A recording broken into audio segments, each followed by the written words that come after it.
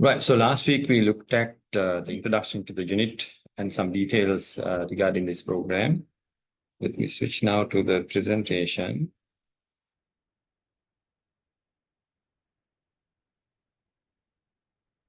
So today we are going to look at what is social media and various things regarding the social media, like the types and how it works with the others, and why this is a big deal.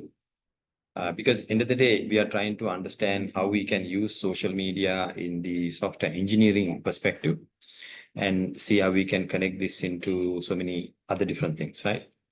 So before we get to that, we need to understand what is this thing called the social media. Okay. So let's go through some slides.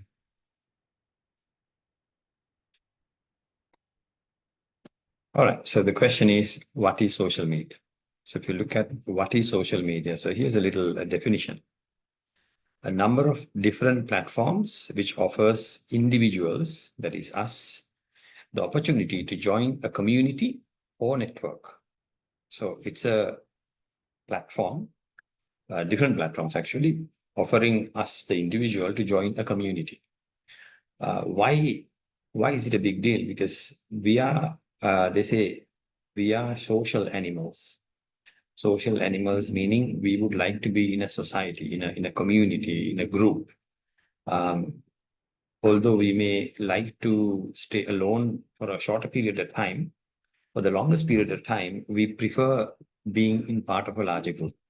That's the nature of people. Yeah. So these platforms allow us to share things, create things, and also exchange information by using all kinds of tools that work on the internet. Right. Kind of a rough definition of what is a social media. So it's about getting people to a community and then start not only sharing, but also creating content. So that's social media, right? And why is it a big deal? Why social media? And why is everyone talking about social media, right? There's also a reason for that. So if you look at how people use social media, and also we'll get into some statistics later, but then these are something that I picked up from last year's statistics. The numbers are staggering, right? So we have like 8 billion people in the world now. So this is actually come 2023. They say more than half of the world now uses social media. More than half, that is 62.6% as of 2023, right? And then 5 billion people around the world now use social media. 259 million new users have come online within the last year. So 2022, we had 259 million getting on board, coming online, joining social mediums. And so out of the 8 billion, we have about 5 billion already on social media. And look at the last point, the average daily time spent using social media is 2 hours, 20 minutes. Out of the 24 hours we have a day, of that people are using more than 2 hours on social media. So that give us, I mean, you can define it in different ways. You can say, okay, this is a problem, or you can say this is an opportunity. Either way, right? So if you think this is a problem, then you can figure out, okay, what can you do about this problem? If you think this is an opportunity, you can see, okay, how can I convert this into a business, perhaps, right? So you can look at it different ways. Here are some numbers that I picked up. This is this year, last month, 2024, April, right? So what does this mean? Facebook, I think these are in billions, right? In millions, yes. Facebook, 3,000 million. That's like the biggest social media platform. And then right after that, you can see it's YouTube, 2.5, or rather 2,500 million. And we have Instagram and WhatsApp equally hitting the number, 2,000. And by the way, Facebook, Instagram, and WhatsApp, both, or rather all three, belong to the same company, right? Meta. And then we have another Chinese product, TikTok. another very popular product around the world, 1,500. Another Chinese product, WeChat, is also very, very popular, especially in China, actually. Others can't use it. In fact, in China, you have to use WeChat to do anything for transactions, purchases, and various different things. And then we have Facebook Messenger, something like WhatsApp chatting. So that also got 1 million users. Then we have Telegram, which has high security than other messaging platforms. We have Snapchat for exchange of pictures. Then there are other Chinese products, Douyin, Guashu, and then of course Twitter is also one of the globally famous product. It's called X now. They have only about 600 millions. And then the rest of the Chinese one, Weibo, QQ, also 500, 600. Then we have the last one, Pinterest, which is also very famous social media platforms, having about close to 100 million, right? So you can see where we are, right? 3,000 million people on Facebook. That's a large number. So as software engineers, future software engineers, you need to know what is going on, because these are built by programming languages and they run on computer hardware. So there is some interest for us also to understand what is going on here. Okay. By the way, is my volume okay? Can you hear me?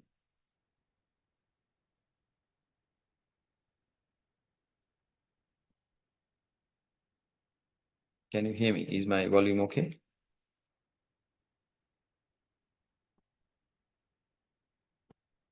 Can somebody tell me? All right. Okay. Thank you. Right. Now, here's another one showing some more numbers. This is again another global picture. So again, from last month, you start from the top left-hand corner, number of social media user identities, 5 billion. Now, you need to be careful here. So this may also include fake accounts, right? So fake account plus the original accounts together, we have about 5 billion.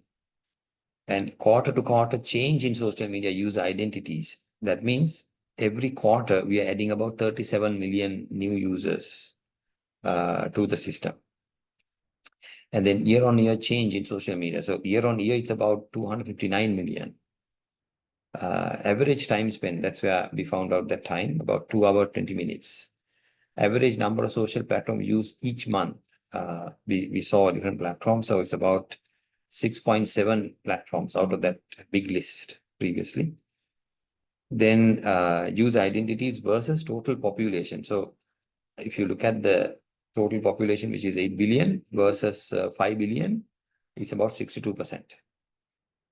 And then social media user identities age 18 plus versus population age 18 plus. So out of the adults we have in the world, 84% adults are on social media. That is what it says. 84% adults are on social media. And similarly, social media user identity versus individual using the internet. So if you look at the number of people using the internet versus number of people on social media is 93%. That means larger population of the people on the internet are using social media as well. And then female social media user identity versus total social media user identities. So this is a good combination. So to see, there are more males on social media than females, right? Male is 53%, female is 46%.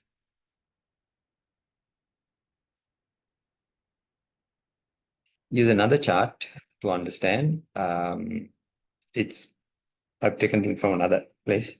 So it shows a similar thing here. So 3.2 billion, this must be older than the previous one. 500 million Instagram stories shared around the world, 91% access of social media user from mobile devices. But that's a very interesting number. 91% of the people are coming online using their mobile phone, not laptop or desktop computer, right? And then we have 71% advice from consumers satisfied with the brand on social media. So people are seriously using social media for advice on buying things, right? And then you look at the next one, 54% people use social media as a research tool for purchasing. So let's say if I want to buy a mobile phone, I will go online to a social media. I might check what is already there, or I might ask communities about a phone, right? Should I buy an Apple phone or a Samsung phone or a Redmi phone, whatever it may be? So people ask questions from the social media platforms. So these are huge numbers, right? They're in the range of billions, which means lots of opportunities for people starting companies. And there are also a lot of opportunities for people like us who are building solutions for social media. So here we go. It says social media platforms have become integral parts of people's daily lives. Right. So, from the time you wake up, you check your WhatsApp, you check your Facebook, perhaps you check your Instagram, and then life goes on, right? So we use WhatsApp to be in touch with people. So it's a big part of our life, yeah. So it also influences us on how we communicate, how we share information, connect with others, and even consume news and entertainment, right? So if you go back 20 years ago, the only way to get news was through newspapers or radio or television. Not anymore, isn't it? And then came the web. So then people started going to the internet to read the news from the newspaper websites. But now what is going on? When you go to YouTube, you can look at an extract, for example, what happened yesterday. There can be a summary. Or you go to Facebook, you can see what other people are saying about the news. So the way we consume news is also now changed thanks to social mediums. So if you look at the down, the significance and widespread usage of social media, right? So lots of different pointers here. Number one, the significance. Yeah. Number one is communication and connection. So social mediums provide instant and convenient way to people to communicate, isn't it? So especially tools like Facebook allowed us to find our long lost friends, our family members who may be not close to us. So we get connected to them. And then when we get connected, we become closer. They may be living in another country, in another part of the world, but the fact that we are connected online, we know exactly what is going on. So we share our daily things, they share their daily things. So in a way, we sort of share information on a daily basis, right? So regardless of geographic location, by way of text, message, the images, videos, we stay connected. And then information sharing and discovery. So that's another big one also. Now, thanks to social media, you discover new things. Things that you may have not known or knew before, you discover these things thanks to the social media. So it might be news, it might be articles, opinions, personal experiences, right? It might be about religion, it might be about your culture, it might be a history of your country, anything for that matter, right? Hobbies, maybe, all kinds of stuff. And then networking and relationship building. So it also gives us opportunity to build relationships. I mean, there are people who found their life partners on Facebook in Sri Lanka and other places. It also allowed you to find long lost friends, like I said. Maybe you find people to do business with, right? So it's an opportunity for you to go out and start building relationship beyond your small circle, right? Whether it is personal or professional. And then businesses use this to build their brand and also for marketing. Yeah. So even if you take SATC, we are very strong on social media. As you notice, in the recent past, we have our pages, we push our content, our videos, our post through that. And we also have TikToks channels, we have YouTube channels. So we we sort of push a lot of stuff through these social mediums, because it's important for an organization to do brand building and also market expansion using the social media, because that's where people hang out, right? So, like I said, we use it as an opportunity to increase uh, increase our reach. And the last one is also very interesting: social activism. You must have uh, got it firsthand, right? Now, what happened last year and year before? So we were in Sri Lanka. We were suffering due to very bad political decisions with fertilizer, with fuel, with the electricity. So the leaders made blunders. So what happened was the youth came forward and they used social media to make a voice. So there's one guy who walked out and said, "Look, I'm going out with a board. If you are interested, come join me." So that's how the entire um, opposition operation started. The Aragale started with one person walking out, posting one post in Facebook. That's how it started. And the whole country rallied around that thing. And then they ended up having a center at Goldfish. And then that led to the president of a country to run away from the country. Right. So the whole social activism was staged through social media, and the awareness was created. I mean, that's a good side. If you also go a little bit further down, you'll also notice there were also various bad things happen in Sri Lanka due to social activism. The racial violence and various other things happen again on social mediums. So it's a tool. It's up to us to use it for good use or bad use, right?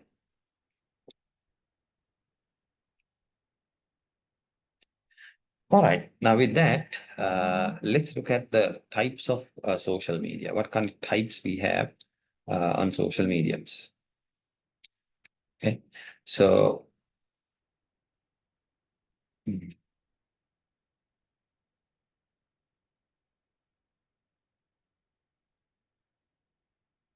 now, if you look at this chart, you can see we have certain circles around it. So there are interest-based networks. What does that mean? There are networks of people, groups where you join and you join there because you have a certain interest. Say, for example, hobbies. So you like kites, right? So you join a group where they discuss kites, how to build kites, what are the techniques, all kinds of stuff on kites. Or you like, let's say, robotics. So you go and join a robotics group where they talk about robots, the latest advancement, the software system, various things. There may be other groups where there is e-commerce related things. So people who buy and sell, people who are setting up their e-commerce systems. There is something called drop shipping. So people who discuss e-commerce related things can be in another group. And then there is media sharing. People who love videos, people who love, let's say, animations and whatnot. There may be a group who share it. And by the way, now this is not Facebook I'm talking about, right? I'm talking about social media in general. So it might be a WhatsApp group, for example. People who are sharing things in WhatsApp group might be a social media sharing group. And then there are discussion forums where we can have, let's say, for example, these are called bulletin boards.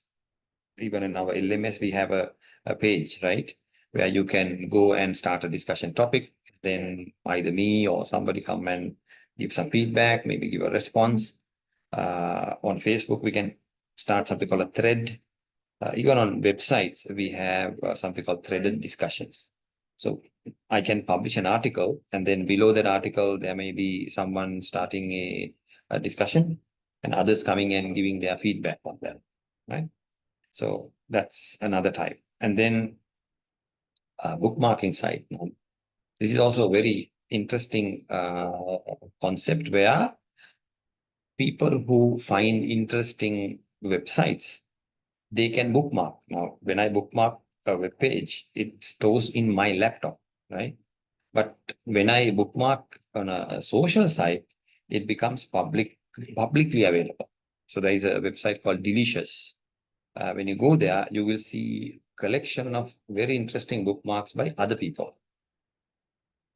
Social publishing is you may have heard the term blogging, right? Blogging is like a personal diary where you can come and publish whatever you want. It might be news, it might be something with your interest, anything. And nobody's there to regulate. You can say whatever you want, which means anyone can start a news channel now. And there are so many people having product reviews and all kinds of stuff on YouTube and Facebook and various places. That social media system has enabled people to do these things, right? And then there are online reviews, like say phone reviews and things like that. Plus personal networks. We have sort of groups of people, either on Facebook, maybe you can have a limited group on Instagram where you do stuff like this. Let me see whether I can show you some of these things that we are discussing here.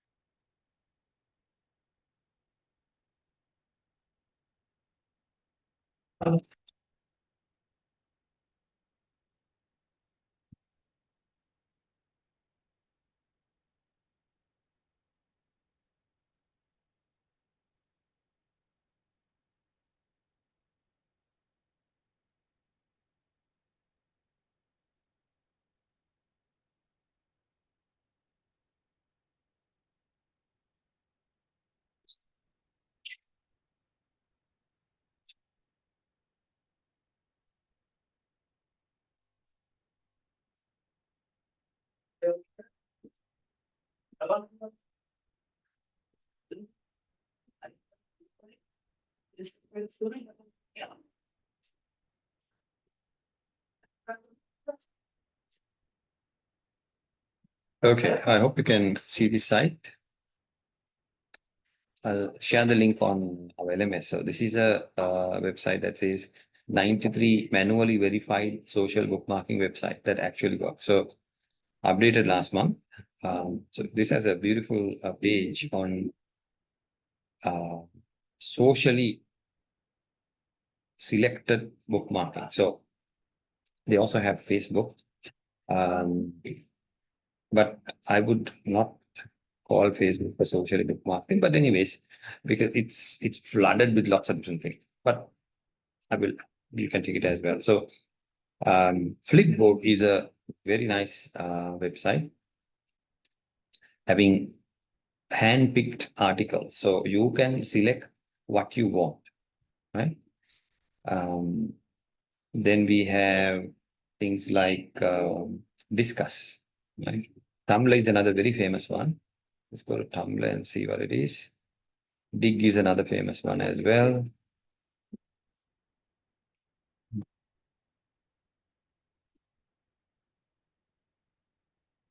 Medium, another such place.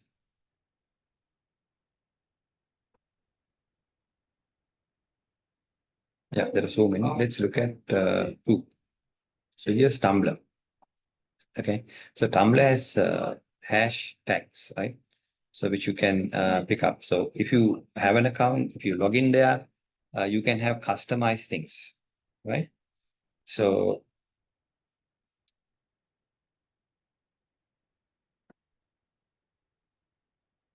if you now these are called trending. You can also look at staff picks picked up by the staff of Tumblr.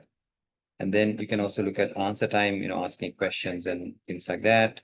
And then there are others where you can also filter, say, let's say, for example, let's say,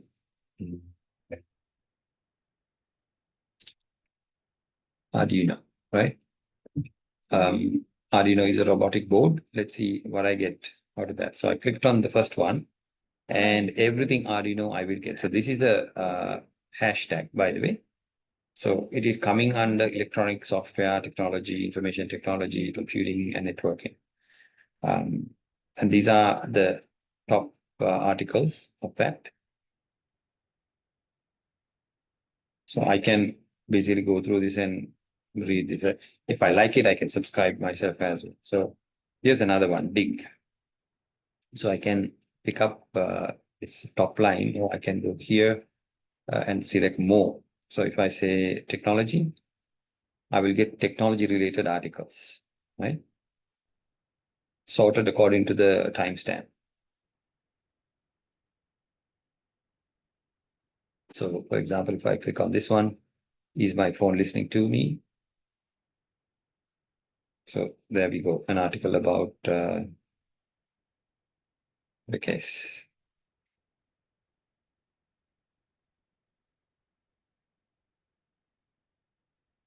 And it says how to turn it off, settings, privacy, security, microphone.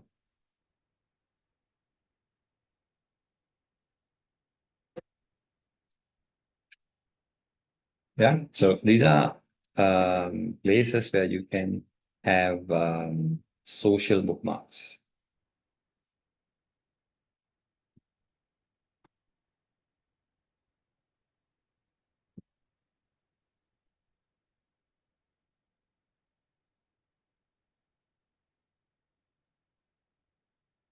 All right. Here's another one actually. The text is little small, but I guess some of the icons you can identify, right? So there are video sites, video sharing, there are collaborating sites, networking sites, image sharing sites, blogging sites, and then microblogging sites. So blogging is where you have like a personal diary of sort. Twitter is where you have like short paragraphs of text, not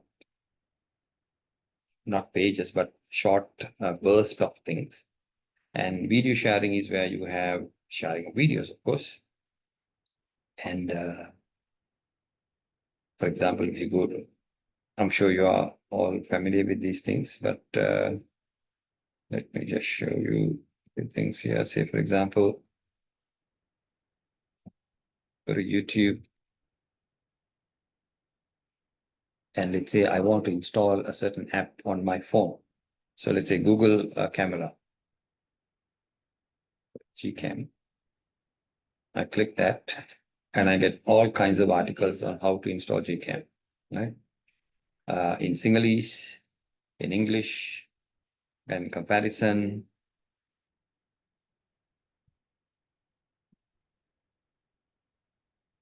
So people are comparing things. So I can listen to some of them and then make my own decision.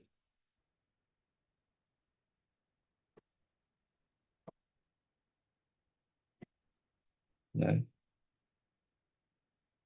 So as an example, you see anyone can be a publisher now. Nobody's stopping you. So if I just look at this guy and then pick up. Yes. Now this is a young boy having his own channel. So he already has 6,000 subscribers and he already has 192 videos. That's achievement. So this social media platform, the YouTube, has given him to publish. So it doesn't matter whether he's poor or rich, whether he's coming from Colombo or a remote village. All he needs is a computer and a camera, and he can become his own publisher, right? I think pretty decent quality of the video as well. He also has shorts, right? So people are making money out of this. If you take, for example, there's another famous one called Village Cooking, right? This is an Indian channel where they talk about cooking. Check it out. Look at the number of subscribers.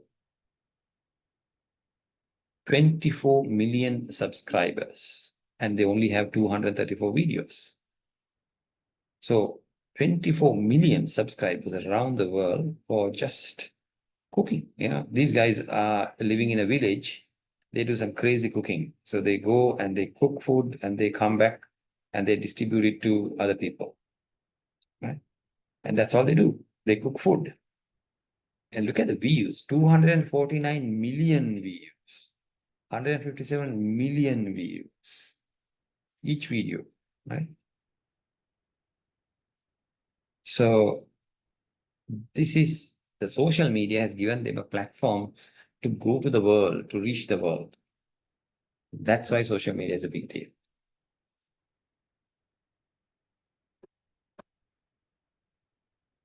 Right? So you can explore some of these things to yourself. Later, they come together, right? So when you start talking about how programmatically access these things, so how to integrate using software to some of these tools, we will discuss, for example, how to use Facebook for authentication, or how do we connect to Microsoft and then use something called the graph algorithm to request information about somebody's calendar, maybe email, maybe, right? Now, those are some of the things we will do on social media. Right, which brings us to another slide of types. Yeah. So we are talking about the types of social media. There are people who use social media for academic purposes, for researching. So, for example, I might go to Twitter and ask people about a certain academic question, or I might use Facebook to do an academic research, or I might have my blogging site where I will have a questionnaire, and then I share the link with my friends on social media and ask them to fill the form. So, using social media for academic purposes. Maybe I'm using it for communication, to speak with my friends, my family, my business partners, my potential customers from around the world. That's another use. There may be business networks, social business networks. So they, in Sri Lanka, there is one, actually it's a global network called BNI, Business Network International. You can be a part of that. It's an international network. So you go there and you tell them what you are offering to the business, and somebody somewhere from, maybe Sri Lanka, maybe outside, can connect with you to give you business, right? So you can expand your business through the network. And then there are professional social network. For example, the IEEE Association, that's a network, right? So people, students who are following engineering can become a part of that as become student members. There may be, when you get out of the uni, you can become a professional member and move forward with that. So there is a CIMA membership, there's a CIM membership, there are other memberships. So these are professional social networks. And then there are networks for entertainment, like YouTube, if you take, for example, or IMDb as a network where you want to read about movies, you want to process, you want to study, you want to predict the, let's say, the next award ceremony. So stuff like that. So there are social network for entertainment. And then there are also international networks, either for academic purposes or otherwise. We use these network opportunities. And then, of course, there are dating networks where you go and become a partner to find, become a member to find a partner. So Tinder was a very famous one where you go out and then see who's close to you. And through that, you can find some partners. And then sharing of multimedia. Facebook is very famous. Insta is very famous. YouTube, just videos only, but then others allow you to share stuff like pictures, audio, video, all that stuff, right? So there are networks where it allows you to share these things also. So these are the types of social networks we are talking about, not specific product, okay? So, for example, the dating network is not Facebook, not only Facebook, in fact. There are Facebook, maybe one, there may be others. So similarly, business network is not only Facebook. There are so many others. So don't get carried away, because whenever we use the term social network, people only talk about Facebook. No, Facebook is just one product. Last week I showed you pictures of like, hundreds of social mediums, isn't it? The tools. Which brings us to this features of social media. So what are the key features? Number one, interactivity. What does that mean? Ability for users to engage with content and each other.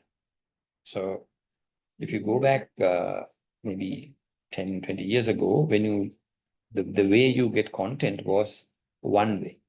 You either read a newspaper, you listen to a radio channel, or watch TV. Let's say you are reading a newspaper.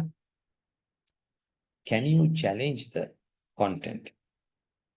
You can, but you're only challenging as a person to the author, that's all. He may or may not publish your challenge in the next article. Chances are it will never be published, right? But now, when the same author published the article online, you can go down to that article and then have a discussion, right? So that's interactivity. Now, for example, let's go back to our website here. Say I go to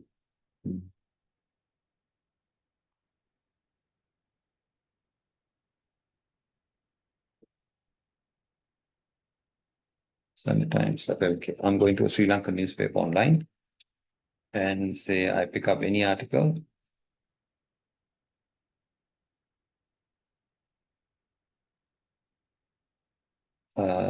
So I'm reading the article, yeah. So there are some buttons here which I can use to share the article directly on my social media, right? So, but here I'm not engaging with anything, right?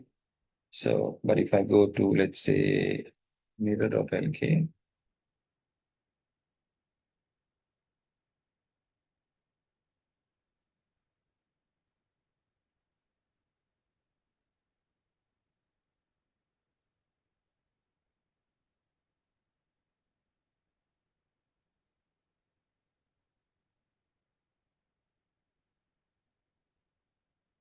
daily.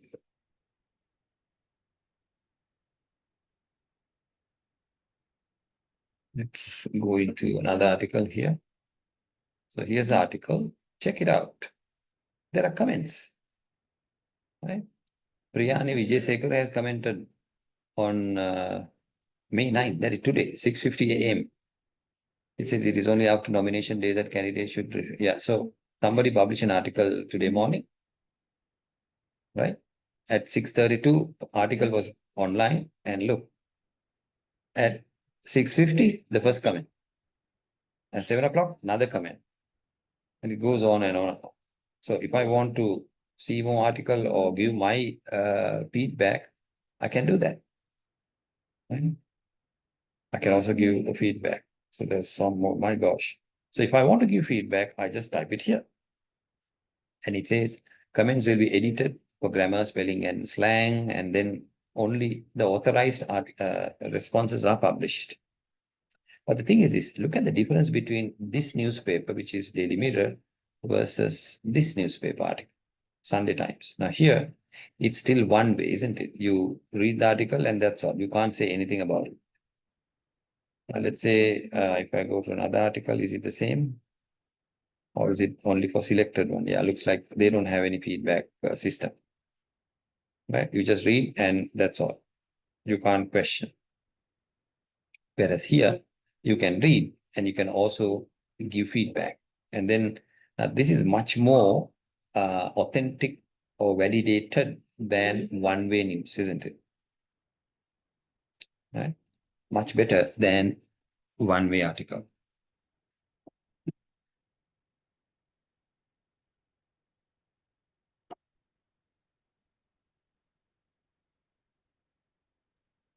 So that's our first feature, interactivity. And number two is connectivity. It links people across distances and time zones. So of course, I'm sure you also have friends who are from other countries and other time zones. So it's morning in Sri Lanka now. Maybe there is somebody in the other part, maybe Canada, Australia, Europe, which is evening or night for them, right? So they may publish something now, and we may because it's morning for them and night for us, or for us, morning, night for them. So no matter where they are, we can still use the social mediums to get engaged and get connected. And the third one we already saw, user generated content is welcomed, in fact, and it is very easy to create as well. So I just showed you the YouTube channel. We can do the same thing on Instagram or Facebook, where people can just pull off their mobile phone, take a photograph, or they can use a laptop, desktop, create some content, and then publish it, isn't it? So you don't have to be an expert to do any publishing yourself. Last point is very, very important. Virality. What does that mean? That means social media also enable us to share things. We already saw that, right? You see, I can click this button to share it on Facebook or Twitter or any other. Here, send it through WhatsApp or even other chat channel, right? So if I click this one, let's see what I get. Wow, look at this. I can share this article on all kinds of platforms. I can send it as an Outlook email, Tumblr, Trello, Twitter, WordPress. My gosh, I can publish it and share it with so many different people. So that is the virality. Virality means it's like a virus. It spreads fast, right? Same thing can be said about YouTube, isn't it? Now, if you go to a YouTube, let's go back to that village channel. Okay, village cooking. Let's see, 4 days ago.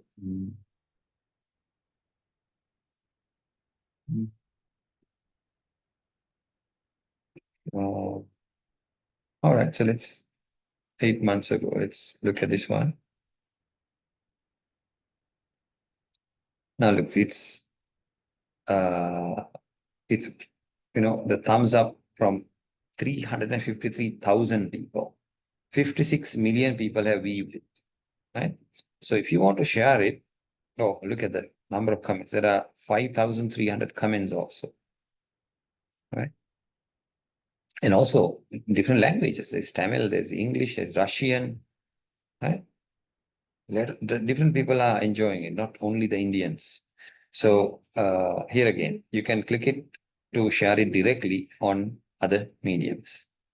And sharing is very simple. You just click it and then pick up the channel you want to share it with. There, all kinds of things, just like the website. Okay.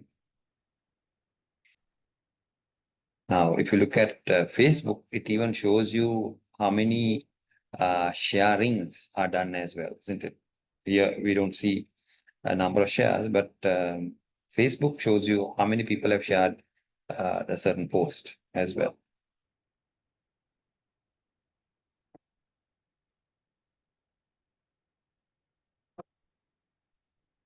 So the virality is about how fast it spreads and how easy it is to share. Okay, nowadays pretty much everything can be shared with everybody else. All right, now let's look at the evolution of social. How did it evolve, where it was started, and where are we now? If you go back to the 70s, long before the internet, right? Long before the internet, there were technology. One of the globally famous systems was BBS, Bulletin Board System.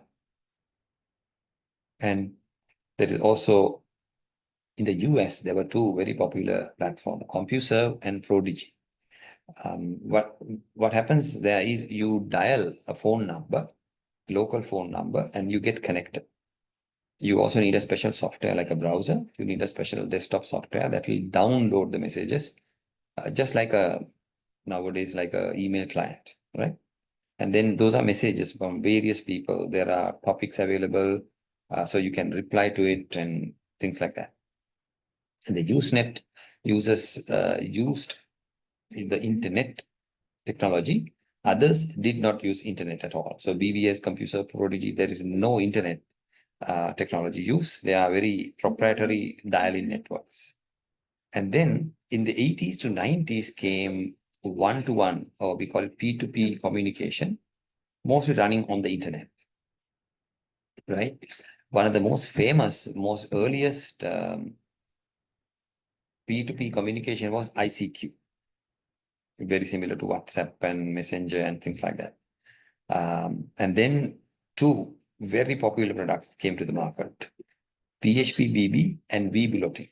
This is like the BBS, but the internet version, where you can get into threaded discussions like what we have on our LMS. You can have a topic, and then other person can give a reply, and somebody can then give a reply to the reply, and the discussion goes on. And in the latter part of 90s, we had Microsoft MSN, then various things like the 6 degrees, where you can share now pictures and all kind of stuff. In the early 2000s, one of the first that came online was MySpace and Friendster, and also Hi-Fi. This is before Facebook, and it was very, very popular. So the Friendster is to, as the name says, is to have groups of friends. So you can go there and find whether your friend is there, and then start discussion, just like Facebook. Hi-Fi was same, MySpace was same. LinkedIn also came into the picture as a group of professionals, unlike fun stuff. So you go to LinkedIn for very academic or professional work. And then the current situation, we have all kinds of other interesting advanced social mediums available for us, right? Facebook, YouTube, Twitter, Instagram, all kinds of stuff came. Now, if you look carefully, you'll notice these are all running on computers. We don't have the mobile phone here.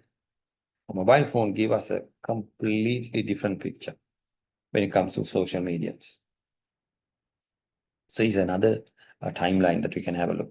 Starting off from 1997, this is just after internet. We had things like 6 degrees launching in 97, and 2001, 6 degrees shut down after many years. 2002 came Friendster, and then LinkedIn, MySpace, Facebook was founded in 2004, Twitter 2006, MySpace became the most visited site on the internet, 2007, and then 2008, Facebook became the most visited website after MySpace. 2010, Instagram comes. Instagram is coming after Apple iPhone was launched, because it was running only on iPhone in the beginning. And then Snapchat comes, Friendster is suspended, which was started in 2002. 2015, it was shut down. And comes the world domination with TikTok from China, 2017. And then we have others, for example, people go away from Musical.ly to TikTok. And then a very famous one started by Google called the G Plus also shut down in 2019, unfortunately. Then, if you remember a few years ago, there was a new one came, even in Sri Lanka, it was very popular, called the Clubhouse, where you can have voice conversations, not type conversation. So it's like, mic is given to a bunch of people. So you go there, you start a voice discussion, right? So they have their own rules where everybody cannot speak, one person speaking, other people listening, things like that. So 2023, last year, Facebook did a major consolidation by bringing in many different sub companies under them into one company, and they call it the Meta.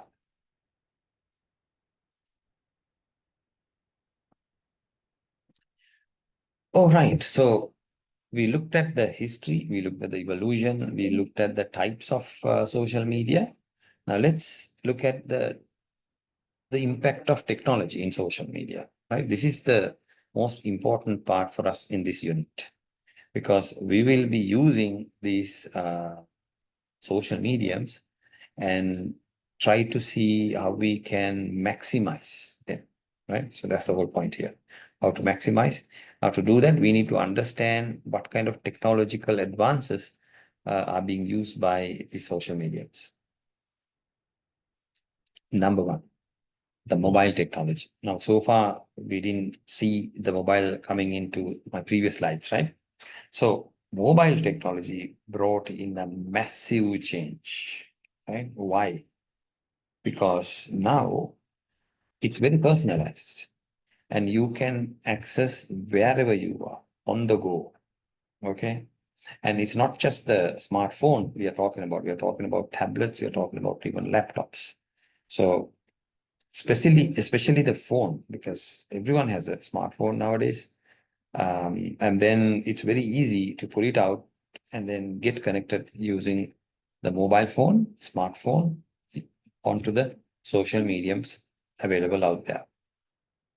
So these apps that is running on the phone enable users to stay connected and engage from anywhere, anytime. Again, if you look at in Sri Lanka about maybe 5 years ago, 6 years ago, we don't keep our data on all the time for two reasons. One, the smartphones at that time will drain the battery if your internet is always on. That is number one problem. Number two, data was expensive. So more data you consume, more money you have to pay. So data was expensive. That's the second reason. But now look at all the smartphones we have. Their battery power is very good, very efficient. So we can have our internet turned on all day, no problem. And number two, data is so cheap nowadays, right? There are all kinds of packages available. In fact, I don't know whether you're aware, if you are using SLT fiber line from 12 o'clock midnight to 7 o'clock in the morning, internet is completely free, no charge, right? And everyone nowadays support bulk amount packages, meaning if you pay like 600 rupees, you get unlimited Facebook, unlimited YouTube, unlimited WhatsApp, things like that. So there is no limit to usage of these things. And that also led people to use more social mediums. And there are other things also that was enabled thanks to the mobile technology. One is geotagging. What does that mean? Geotagging is when you take a photograph at some place, apart from the photo, it will also tag your location, because your mobile phone has GPS reception, isn't it? So since it receives the GPS location, it knows exactly where you are when you took the photograph. And then it can add that information to the photograph also, which will be useful for you later. Of course, it has certain privacy issues, but for some people, that's all right. So then we can know where we take the photograph. We can have a pin that onto a map and things like that. The other thing is push notification is also another very, very important thing we get from the mobile phone. So depending on the location, depending on the time of the day, depending on certain situations, we get messages coming our way onto the phone, right? Which is really helpful in many situations. In an emergency situation, maybe in a, let's say you have connected your phone to the bank. So whenever a credit happens to your account, you get a notification, or a debit happens to your account, you get a notification, right? So different situations, different opportunities we have, we get notifications. And the user experience and the engagement is also very, very different when it comes to mobile phones. Here's an interesting evolution of mobile phone. If you go back to the earliest phone, they look like this. There's a earpiece, there's a microphone, and there's a manual dial, which became this. Still manual dialing, right? Only the aesthetic is different. Quality has improved of the microphone and the speaker. And then came touch tone dialing. So you have buttons instead of rotation. So this made the connection faster and also allowed more people to come to the telephone network. All three, the first three are still wired connection. You need to connect them to the network using a cable. The fourth one onwards, they are all wireless connections. This was the first mobile phone from Motorola. Very heavy. You have to charge for like 4 hours to use it for 1 hour, right? And the battery dries very fast. And then came the Nokia, uh, a famous Nokia phone, which enabled everyone to buy a phone because it was so cheap and so reliable, and everyone could afford a phone. And then comes a smartphone, right, where you have certain applications and things like that. So earlier smartphone came from Nokia and Ericsson. In fact, Nokia also had an app store at that time. This is long before Apple or Android. So if you have a Nokia smartphone, you can install certain apps to your phone. And then comes smartphones. So Apple did a breakthrough. Now, if you notice, the first three phones here have a small screen and a larger keyboard. What Apple did was they took away the keyboard from the phone and made the entire phone taking the entire screen is taking over the phone. So that way, they replaced the screen with a touch screen based screen so that it acts like an input and also output. And now if you see today, it's a continuous development, right? We have larger screens, beautiful cameras, and massive ecosystem of apps. And development of apps is also becoming more and more easier thanks to hybrid languages like Flutter, React, Native, and things like that. Another profound reason for popularity of the internet, technical reason, was high-speed internet, right? So if you look at again the history of the internet, we had like a 0G to 1, 2, 3, 4, and 5G we are talking about. There's also, in fact, talking about 6G, although 5G is not available everywhere. Even in Sri Lanka, we only have it in small pockets. So this high speed enabled devices to not only access these mediums, but also streaming of live videos and then high resolution images and also real-time communication. So all these were possible because of the high-speed internet. Now look at this evolution. From the 1985 rather, we had very crude, this is called a car phone, right? You need a vehicle to carry your portable phone. And came large, huge mobile phones. So if you notice what happened during the time, first it was a mobility, being able to contact on the move. Then comes size reduction, reducing the size of the device. And then comes the digital networks compared to analog networks. And then dual band. A dual band and the triple band is very, very important because in the US, they were using a band called CDMA band. And in Asia, we were using the GSM band. So if you, not now, but a long time ago, if you travel from Asia or Europe to America, your phone doesn't work. You need to buy an American phone for you to use the phone system there. But now we have multi-band phone. So you can buy a phone from anywhere in the world and take it to anywhere in the world, it works. So with the introduction of 3G, we had mobile internet, high resolution displays, cameras, enabled us to do much more advanced social media interactions. And the touchscreen is also very, very important addition to make it more popular. So from 85 to 2009, there was a massive amount of improvement in technology, right? So if you look at the devices that we carry, your credit card, for example, has an antenna and an RFID in it. Our TV receiver, digital TV receivers have a circuit there that running software as well. There are video cameras, game console, all kinds of stuff that is improved thanks to the internet.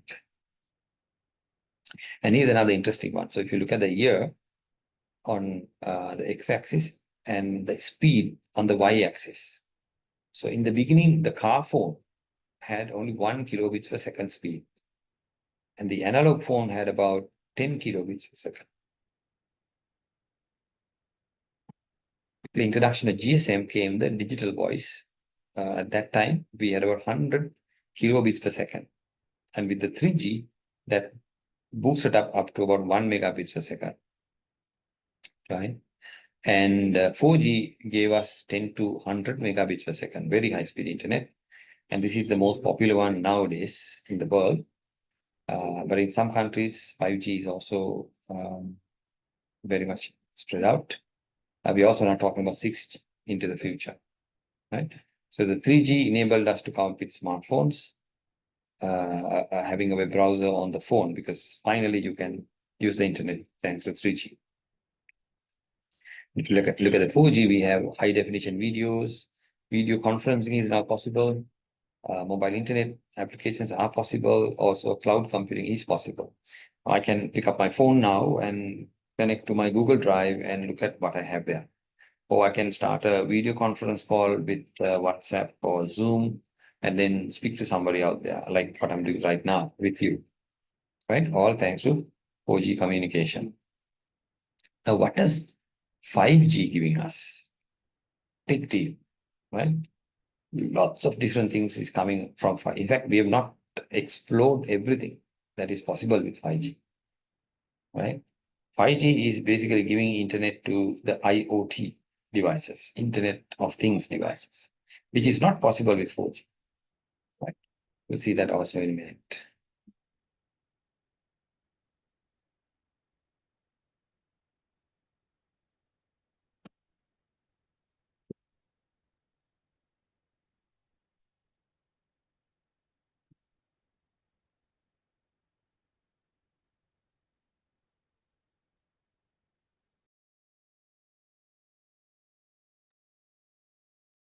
Right. So we we talked about the effect of telecommunication in the social media, right? Next up is the artificial intelligence, and what is artificial intelligence? So AI is doing towards the social medias, right? So we already seen what AI can do in 23 and 24 this year. Amazing work going, isn't it? So there is algorithms coming up. I think Facebook was one of the first company to bring in AI to the chat system, where you can, without typing a lot, you can press few things and then transfer the message. Like, say, for example, if you go to Facebook Marketplace, even if you don't know your language very well, you can press few buttons and then get started. You can ask preset messages like, what is the price? Is this item still available? You know, things like that. So those are called chatbots and virtual assistants. So they assist people without a lot of language skills to use the social mediums very well. And if you look at tools like WordPress, where there are plugins available for you to write the content automatically. When you give the subject, the system will write the article for you. Of course, you need to go through the article and make sure it makes sense. But the job has become so easy now when it comes to content creation. Another big thing that is happening here is analytics, that is processing the logs automatically by the AI-driven tools and coming up with lots of suggestions and understanding trends and thereby giving us new opportunities. Okay?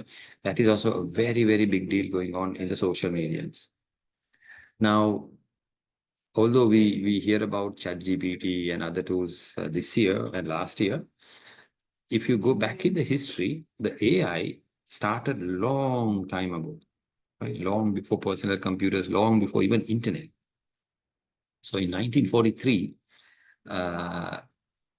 someone was able to duplicate the artificial neuron in a software. Now, the neuron works with chemicals. So there are lots of inputs coming in by way of chemicals, and every neuron has a certain level called threshold that get activated when the certain combination of chemical come into the certain levels.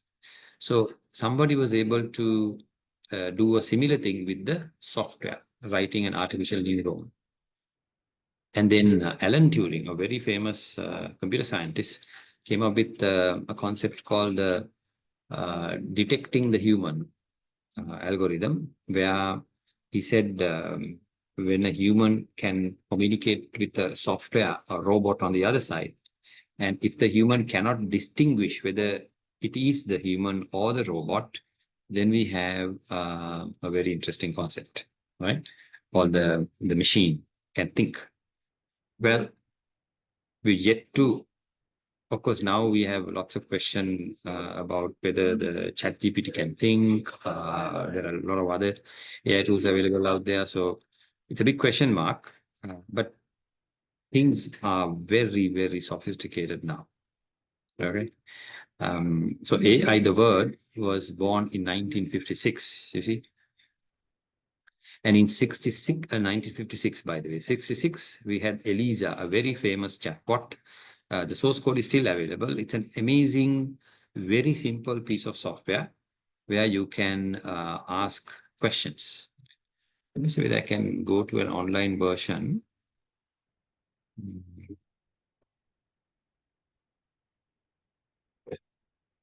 Eliza software.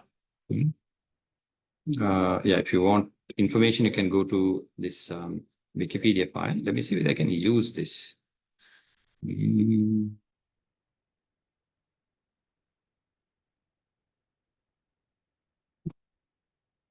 Okay, there's a JavaScript version available now.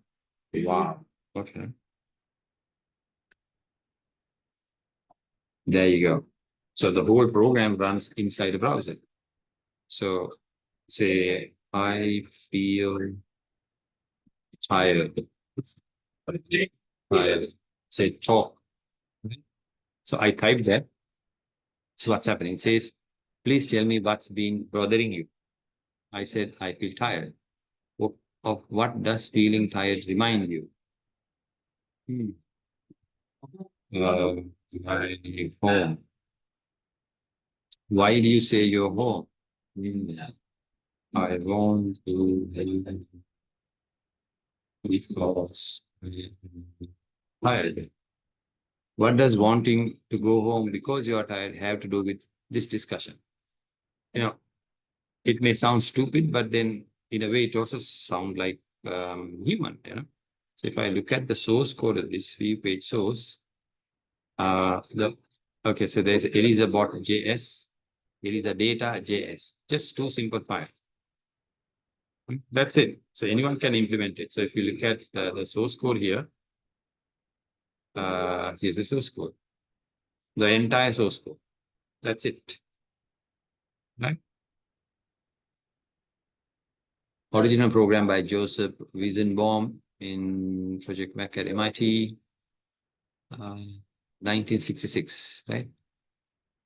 So if you want, you can have a look at that. I'll have a link to this on our LMS later, so you can have a look at it. So that's a very simple example on AI, but then, you know, there are so many stuff available out there now, amazing stuff available now. So for example, now Adobe has incorporated AI to their creative suite. So rather than bringing components to design a poster, I can type something and say, give me a poster with you know, some information or the other. Or if you look at Copilot that is built into the Edge browser, you can generate creative stuff automatically by giving various commands, right? And all AI based. So for example, that is also actually making social media usage very simple to anyone. So now, for example, if I go here and see, this is my Copilot, by the way. I can press Copilot. Here we are. For you to use it, you need to be logged in. So I'm logged in now. So on the right-hand side, you can see there is a co-pilot, there's a designer, vacation planner, cooking assistant, and fitness trainer. So I can design completely new things. I can get text help. I'm sure you used it yourself. And so this is the style, creative, balance, or precise style. So if you go to, say, designer, you can give text instructions to create something intelligibly. Say, I can say,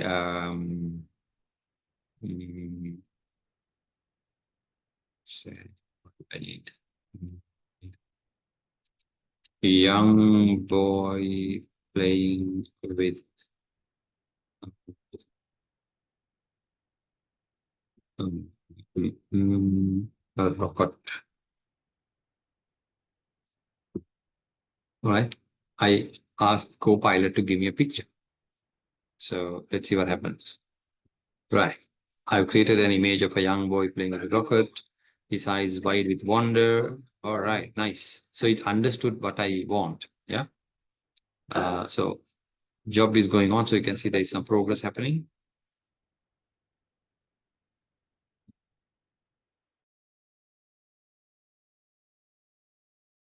There I have it. All right. The young boy playing with rocket, but they look like Western boys. So I want the boy to be Asian. Make the boy look Asian. So I'm having a conversation now, isn't it? There is no human behind it. It's purely a software. And it is listening to me and it is understanding my requirement, and then it is creating. Now, by the way, this picture does not exist anywhere. This is not a photograph, right? You can't find this boy with this NASA t-shirt holding a rocket anywhere. But they've taken pieces, bits and pieces from so many different places and created the picture for me. Here we go. Oh, it's Asian. Oh, goodness. They use Chinese and Japanese. Okay. Um, make the boy look Sri Lanka. Let's see.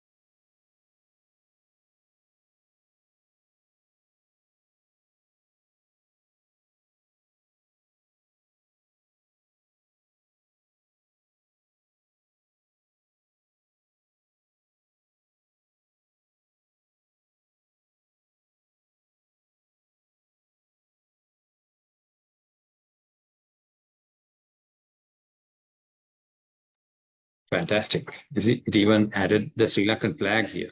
So there's a rocket and yeah, so wonderful. So you see, I'm talking to a robot, I'm talking to a software and getting things done. And so now I can download this, I can save it, I can share it, I can customize it, right? It is generated with AI. So things are very, very advanced now with AI. And it also, I'm just showing one aspect of it. So if you are into content creation for social media, now it's become very, very easy and simple to create original content, right?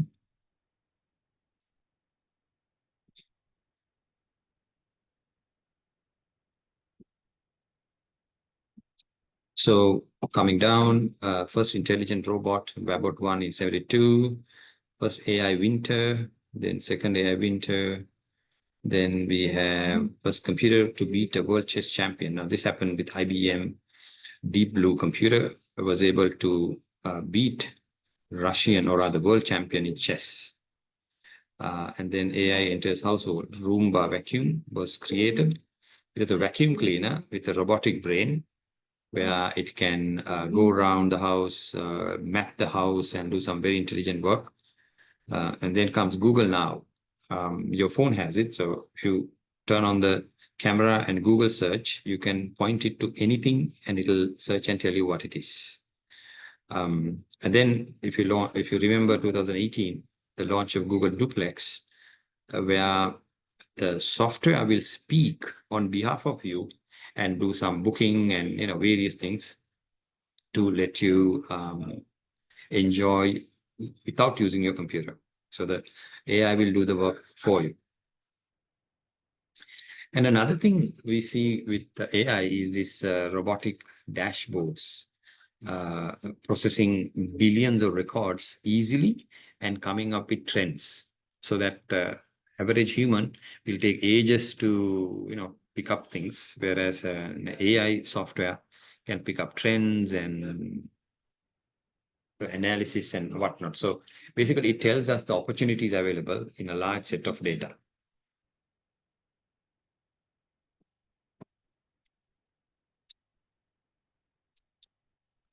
And then we also see a massive development in both augmented reality and virtual reality. So what is the difference between augmented and virtual? So here we go. Augmented reality is where you are using a device. Most of the time, it's your phone. And when you look at something with your augmented reality, like in here, it will put things like location information, text information on something behind the phone, right? A real world with digital information overlay, that is augmented reality. Whereas the virtual reality is where you need to wear something. You have to basically look at some gadget, right? You need a virtual reality headset, and that will take you to something that doesn't exist. So see, completely digital environment. So you're in a digital environment in a virtual reality. Augmented reality, you are in a digital display on the real world. Right? There's a big difference there. Then there is also combination of that. Now, if you look at the latest Apple headset, you have merge a reality. You can see through your glass, and you can also have a virtual reality there. So if you have not watched it, I'm adding a link to our LMS. Please have a look at it. It's an amazing piece of technology. That's going to change a lot of work on not just social media, the programming and the usability and everything else. Okay. So the VR experience enable immersive social interactions. If you remember the Facebook's VR headset, Mark Zuckerberg was having a board meeting in a room, but everyone is virtual. They're not there physically, but they're all in the virtual world. They're all in that place.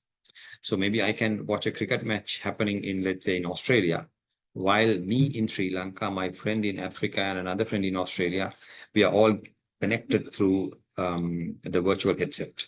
So we get the feeling as if we are there at the time together, right? So those are the things possible with AR and VR, and they're making a huge contribution to social media.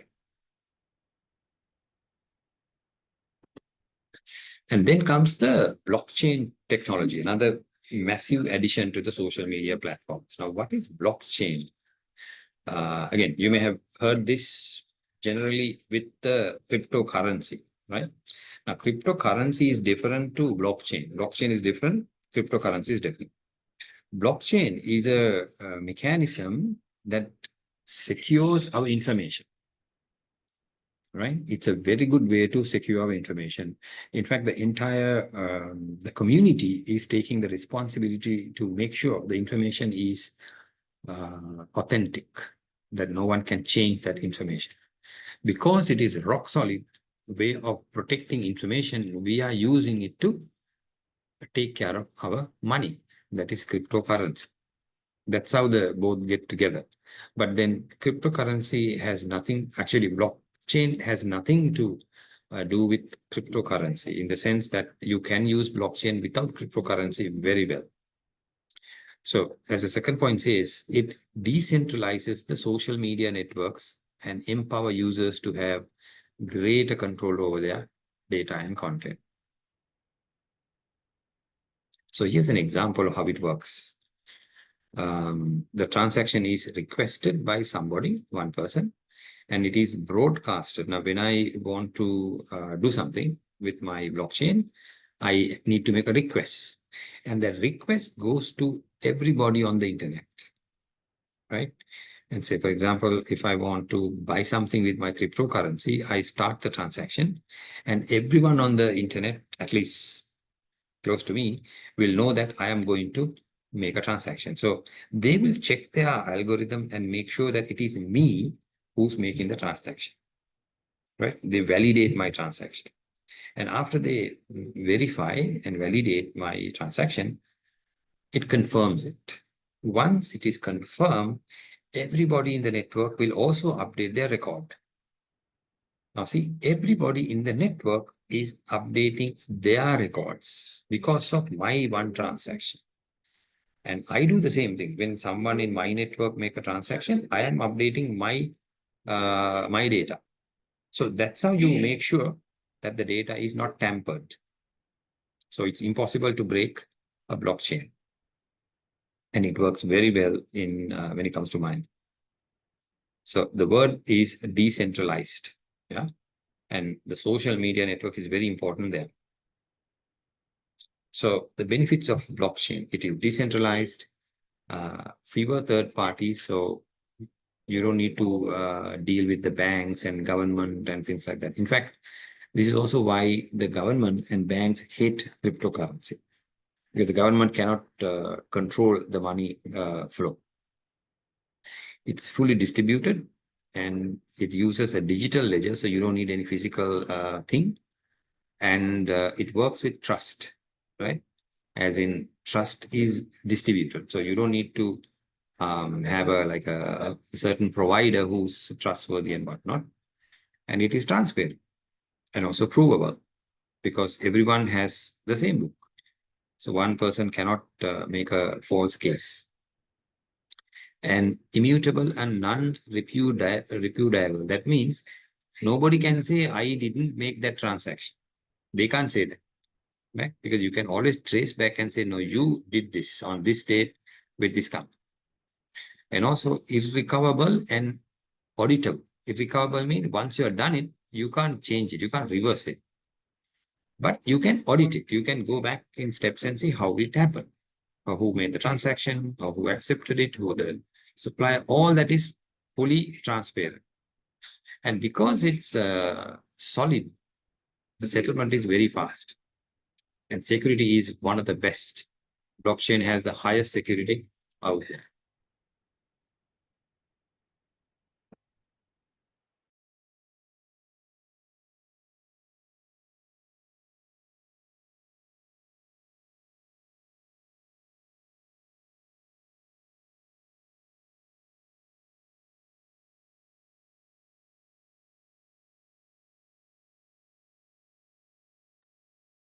And one of the most important thing happening on the social mediums, or rather impact of IoT is happening in the social media, right? The integration of IoT with the social media platforms. Say, for example, smart watches, smart other gadgets like solar systems, lights, and cars, and for example, stuff like that. Is essentially wearable technology, and also home appliances can generate content, whether it is a photograph, whether it is some log data, whatever it may be. And they're all coming back to the social media platforms for dashboards, for various things, which you can also use very easily. So what is this IoT is all about? Well, it's control everything everywhere, right? So whether it is a factory, whether it is some petrol station, shop, mobile devices, there are also something called the edge IoT devices. Um, all kinds of stuff. It can be a bridge, it can be a vehicle, it can be a house, even data centers, or even shipping things. Like, say, for example, you're shipping some container from Sri Lanka to some other country, and you want to have a continuous, let's say, checking of humidity. Maybe they are sensitive to weather, right? Temperature and things like that. So you can have an IoT device connected inside that container and keep sending you information every hour or every day or something like that, right? So these are possible thanks to the advancement of technology. So the benefits of IoTs are anything, any device, anyone and anybody, any service, any business, any path, any network. So it can be Bluetooth, it can be Wi-Fi, it can be GSM, it can be satellite, anything. So any place, anywhere, and anytime, any context. So you can basically inquire about the status of any gadget in the world from anywhere. That's the beauty of Internet of Things. Now, this is also becoming a big deal. Look at the numbers. From 1992, we are about 1 million units. Look at this. By 2020s, we are looking at 50 billion plus gadgets. So you can have your house lock online, fans, air conditioned lights, everything can be on. So you can turn on, turn off these devices remotely, right? Look at the status. Now, for example, if you connect an office building into through a IoT, you can turn off the room AC, room light, room fan when there is no one in the room, right? Or you can calculate the amount of electricity used by people for certain rooms, isn't it? Or if you're running something like an Airbnb operation, you can remotely control the door lock when a customer comes in. Or you can have a camera in front of the house and then remotely check it and see whether anyone has come or what is going on. These are all IoTs. And then another massive development is happening in the voice recognition and natural language processing. We call it NLP. In fact, it's becoming amazingly advanced. Now, if you use phones or even desktop computers have the same facility, it can pick up our accent. Now, my accent is Asian, right? Sri Lankan. My Android is American.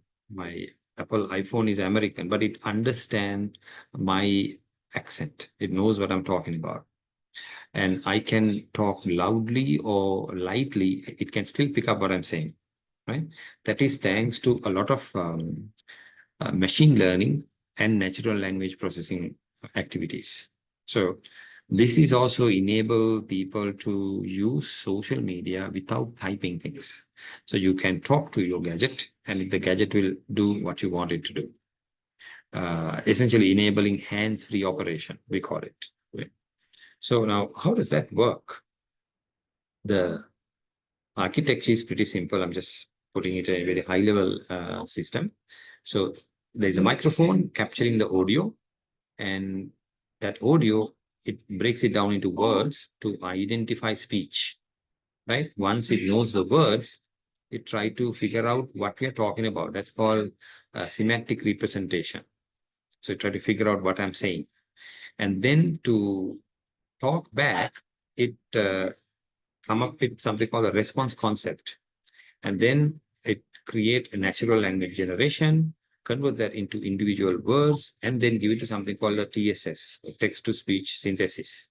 So it synthesizes the voice and then puts it out on a speaker. So if you notice, whether it's your phone or your PC, you can convert the text-to-speech into different people, right? You can convert it to female voice, male voice, Asian voice, American voice. You can convert all that. So it's a very simple change in the algorithm. You make it, and it works pretty well. Here's another chart showing you the same thing. So when you talk, it goes through something called transcribing or ASA, right? You can ask questions like, where is my order? Track my package, order status. You tell these things. And then the NLU, or the natural language unit, will understand what you're saying. So there is this concept called detecting the intent. Intent means, what do you want, right? So the intent here is the status of the order. And it goes into another program. So the program will look up the data in order to come back as a response. So when I say, tell me my information of my order, it comes back to the system with the status saying status is shipped, and there is a date also. So now this is converted to words that says shipped on 5th July 2017. That will be converted using the TTS into the speaker. So when I speak and say, where is my order? That will be converted to shipped on 5th July 2017. Right. And then comes something called the edge computing. Now, what does that mean? Edge computing is essentially using the device on the internet. So, in fact, this diagram will show you the simplest form. So we can break down the computer systems we are using into three main areas: the cloud computers, the fog computers, and the edge computers, right? The cloud computers are actually running our applications and data. There are thousands of those. We call them the data centers. And then these data centers are duplicated to a nearby set of computers called the nodes, and we call them the fog, right? Like the cloud is here, the fog is down there, and they have millions of those. Now, for example, when I go to my Facebook, I may be connecting to a node in India or in Singapore, right?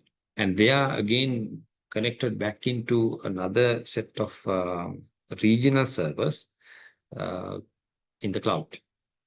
Now, the edge is the final device we are using, whether it's your credit card, whether it is your mobile phone, a machine maybe, right? Your vehicle. So these are the edge devices we may be using. There are also some very specific edge servers available as well. The job of the edge server is to connect to the cloud very fast and then throw back this information as fast as possible to the edge devices, right? So, for example, when you go to a petrol station or a supermarket and give your credit card, your card, you don't need to swipe. You can just touch the card.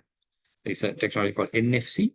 It goes into the machine, and then the machine sends a signal to the closest, let's say, the edge node or the fog node about your information. And then from there, it goes to a cloud, comes back to the edge device, and then says whether your transaction is okay or not okay.